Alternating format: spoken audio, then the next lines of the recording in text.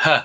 Well, we just finished watching Snowbeast from 1977, a TV movie about a Sasquatch Yeti creature that is so terrible. The only thing you'll really remember is Bo Svensson's terrible snowsuits. Oh God.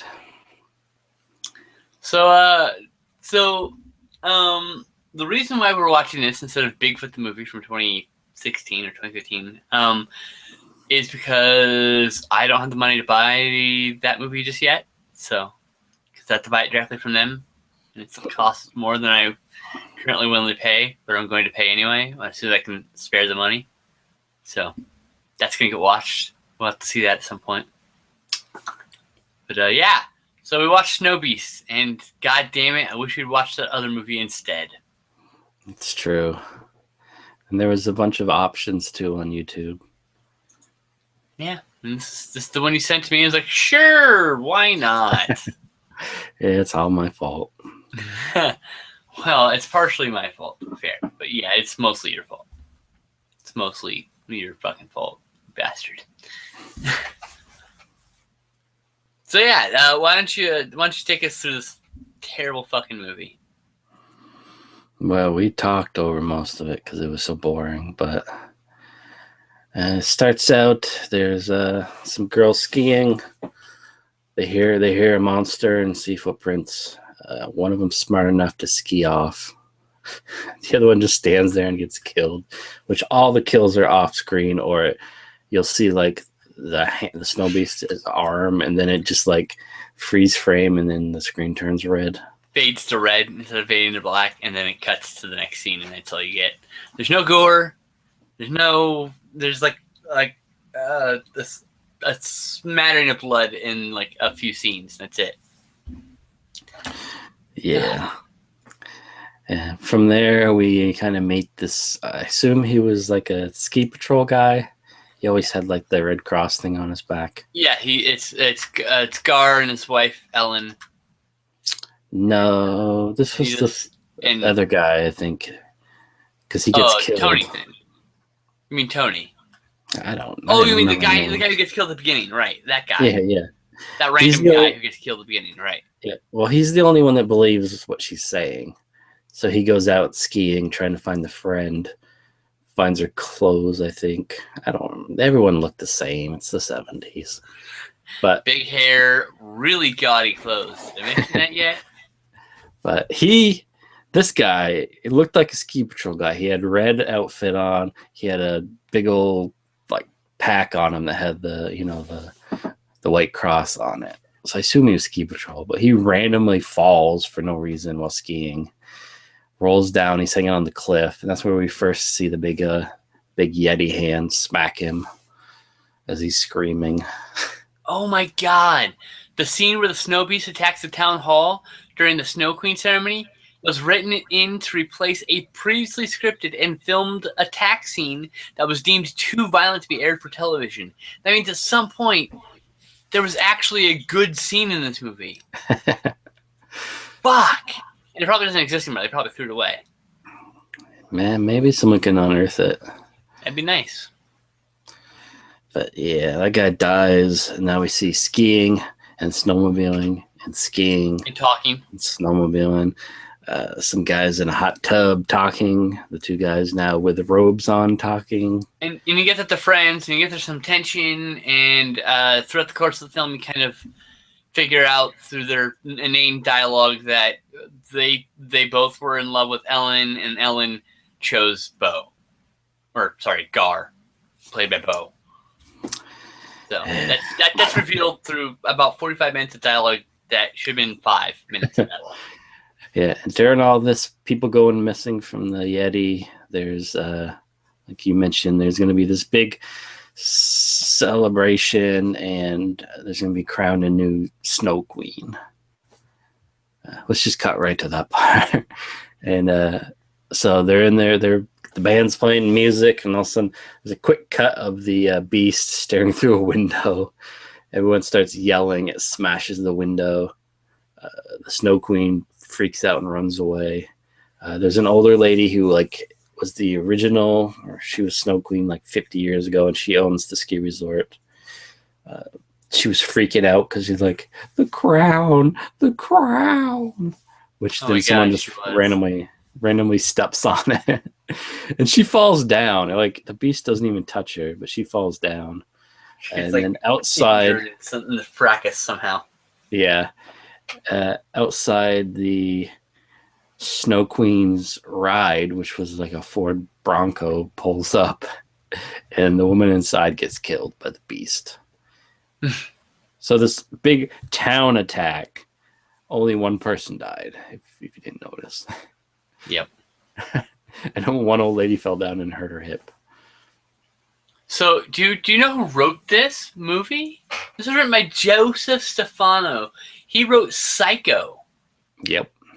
And he wrote this pile of shit. Well, okay. Maybe it's not the writing. Be fair.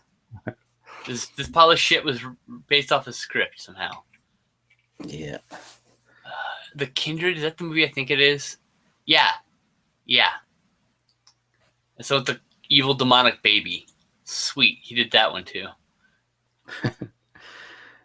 So now Swamp Thing, the series, and a bunch of other interesting shit. Anyway. Yeah. So now randomly the sheriff shows up with a bear. Says, I got what was doing it. Yeah. And then all the town's like, woo! And there's that great scene where the one woman puts her fist up to celebrate and almost punches the guy behind her in the face. It's good stuff. He was all like, oh. It's like the most notable moment. Yeah. He like flinched. But you have the two dudes and the girl, the love triangle. They're like all grumpy. They're like, Is this the only movie this guy directed? It is. I mean, he directed mostly TV stuff. Yeah. Yeah, this is the only movie he made. But yeah, they weren't buying it. They went to the sheriff and told him he's full of shit, basically. Yeah. That bear's nothing. Is the sheriff the one that went with them? Yeah, he's the one with the no. No? Because there was like 3 guys and a girl. No, I think the sheriff gets killed in the... no, yeah, that's not the sheriff. I'm pretty sure that's someone else. Fuck, I don't remember. That's the answer. Anyways, let's just jump to that nonsense. This whole movie's nonsense, guys. They have like a truck with a camper on it, and they're just gonna snowmobile and ski around until they find the Snowbeast. There's like a 40 minutes of snow. There's 40 minutes talking, 40 minutes of Snowbeast, 40 minutes of skiing, and 6 minutes of Snowbeast in this fucking movie. It's stupid.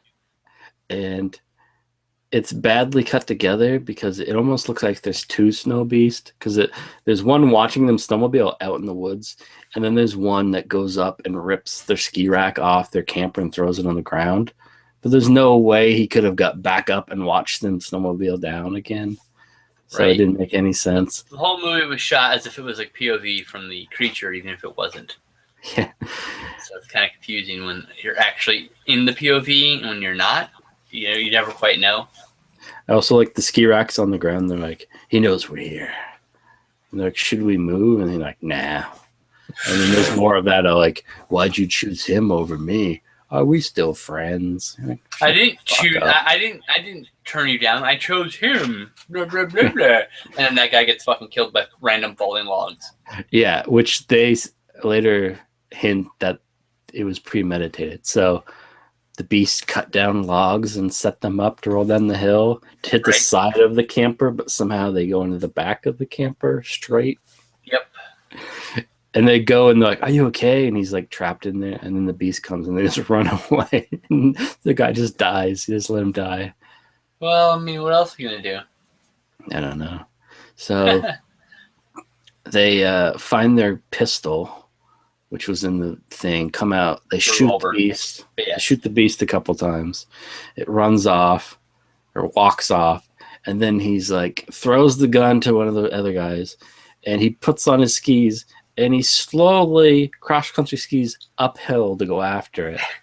The worst. It's 8 minutes of this. He's doing this for 8 minutes. Oh It's so god. slow. And then randomly, the other guy has a rifle, and the girl's with him with no gun. And they're also just slowly cross country skiing up a hill. It's the slowest chase ever. I hate everything. And the beast is injured. He's bleeding a little bit. But he goes to attack the guy with the taller guy with the blonde hair. He unloads what's left of the revolver into him. Doesn't kill it. So he holds up a ski pole, puts it against a tree, and the Snowbeast just runs into it. And this is all like Snowbeast POV, where you see the ski pole sticking up, and it's like, eh. That part's actually kind of cool, to be fair. But And then it falls down, and apparently rolls down a hill. We don't even get to see the full beast, which you do kind of see it throughout the movie. You see its face at one point, which looked terrible, and its arms.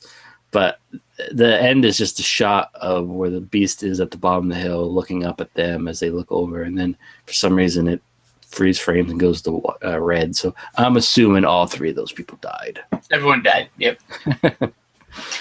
Yeah. It was That's boring. I think it's the most boring movie we've watched so far. It was worse than Corpse Grinders. Yeah, at That's least saying much. got a little chuckle out of Corpse Grinders when he's doing his sign language. Having flashbacks. I need a gif of that still. Oh god. Yeah, so we probably should have watched the sci-fi movie Snowbeast. At least we probably got a giant, shitty CGI Snowbeast running around. And it has the blonde Duke boy in it. I'd rather have watched Raiders of the Lost Shark again. Again. I've seen it. I own it. It's bad. It's bad. I mean, I rated this movie 1 star, and that's only because of the awesome snowsuits that both Svensson and donned during this film were very entertaining to me. I got 1 star of entertainment out of that. they were pretty bright colored. Oh, the only thing I was entertained by is they had their winter hats that they didn't have it covering their ears, and they stuck like a foot off their head. Ah, that was so ridiculous. Completely. That one guy just refused to wear it right. He just refused. There was like 3 of them. It's just That like one got the mustache, just like in every scene though, is wearing his clothes just wrong. It's just terrible. he's driving around on a snowmobile full speed without his winter hat covering his ears. He must have been freezing. Yeah, the temperatures were apparently warmer than 5 degrees during the filming of this. The hot tub scene apparently was a very, very homoerotic hot tub scene where we just totally expected them to start kissing. That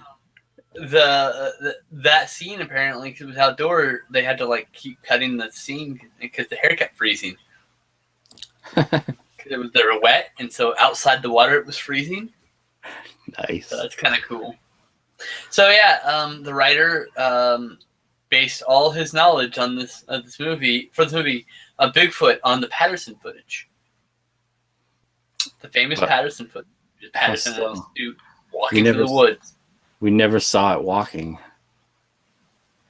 It's I know, right? That's the part that baffles me. I don't know what to think. And it was totally a Yeti in the Colorado Rockies. I don't really give a shit about that. Like I do, damn it. Like, it's a fucking movie. You do whatever the fuck you want. But just be consistent with yourself. That's all I'm saying. What? Pirates in the middle of the land? No, but maybe in the Great Lakes. Pirates in cars. Car pirates. They're in just like they're on these giant big rigs and they just jump onto other big rigs and take them over, like Mad Max style. That's what that was. Never mind. Yes, it's called Mad Max. There you go. I guess. Damn it! I accidentally found the answer to your question. You're challenging me. I like my Yetis to stay in the Himalaya. I understand. Unless, but this was not. This was Snowbeast, sir. Inspired by Yeti. Yeah, unless it's the little Yeti where Meatloaf went to the Himalayas, captured the Yeti, and brought it back to New York City. Wait, is that a real thing? Can we see that? I've already watched it. Fuck. It's a kid's movie. Sounds Stars amazing. Meatloaf as a hunter, and he throws a kid across the room twice. No, we have to watch that at some point. That sounds amazing. I don't want to watch it again. You're like, no. So bad. Oh yeah, it's great. One day, I'll figure it out and I'll make us watch it. My choice. Give me a year. Yeah, okay, fair. Yeah, this is our 19th segment we've recorded for the show, actually. Yeah. So Celebrating 19. Hey, you said this was gonna be a short episode. We're already 15 minutes in. That's not bad, huh? We've already run out of stuff to say. Yeah, so we're gonna talk about next week's stream. So I miscounted and I said last week that we were doing final score. And that is wrong. We were actually doing Ninja Busters to round out the best of the bad series.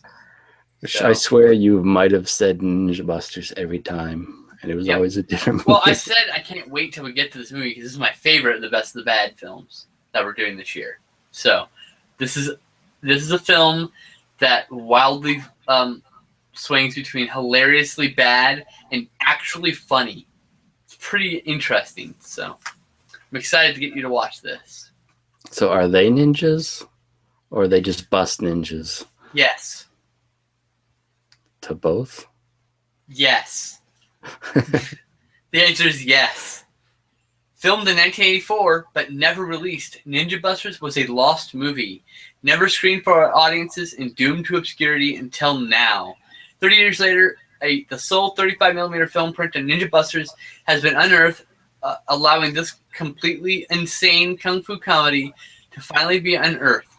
Bernie and Sheik, karate grandmasters Eric Lee and Sid Campbell, are two lovable goofballs just looking for easy work, sexy ladies, and a good slice of pizza.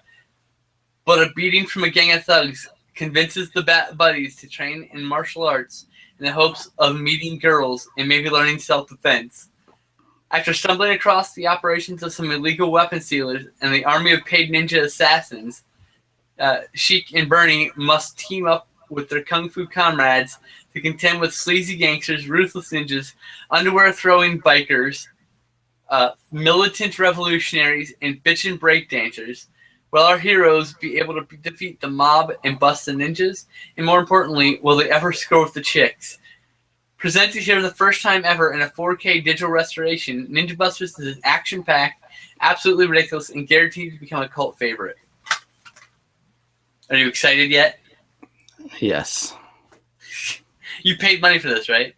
Yeah, I got it somewhere around there. You will not be disappointed with your purchase. Oh my god, this is fucking insane. I love it. Can't wait. Tour de force of martial arts mayhem, the likes of which the world has never seen. The other three didn't really blow me away. Well, I don't know what's wrong with you. I can't make you like. I enjoyed them, but you hyped them up so much, man. They're my favorites. What the fuck do you want me to do? I mean, everyone's favorites are different, you know. I mean, I know you love Little Bigfoot and all, but jeez. It's no Hard Rock Zombies, man. Oh, Hard Rock Zombies. That's next year's best of the bad, man. That's next year. That and Final Score, and maybe Last Hunter if that actually gets released. Because the people who did Final Score didn't have another Indiegogo going for a movie called Last Hunter. You can get their newest hardbox DVD, obscure bad movies. All right, so we've nearly hit 20 minutes, and I think we can't really do any more for this. So that whole thing we did about the Snowbeast will probably be an interstitial between two longer reviews. Which is fine. We'll make it like a Bigfoot blowout blast or something. We need more Bigfoot. Well, we did Cry Wilderness, so you just do another Bigfoot movie and we'll squish it all together. You know? Like after Ninja Busters, after this, we'll get on to some of the shit we bought for the show. Alright, so we'll see you guys next week for Ninja Busters. This is going to be insane fun, so take these guys.